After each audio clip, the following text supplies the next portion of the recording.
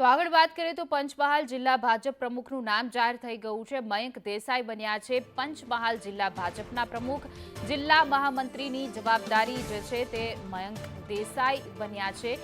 જિલ્લા મહામંત્રીની જવાબદારી નિભાવી રહ્યા હતા, જ્યાં 39 દાવેદારો જિલ્લા ભાજપ પ્રમુખ માટે મેદાને હતા, જેમાં હાલ પંચમહાલમાં ભાજપ જિલ્લા પ્રમુખની વરણી કરાઈ છે। જિલ્લા ભાજપ પ્રમુખ તરીકે મયંક દેસાઈની વરણી કરાઈ।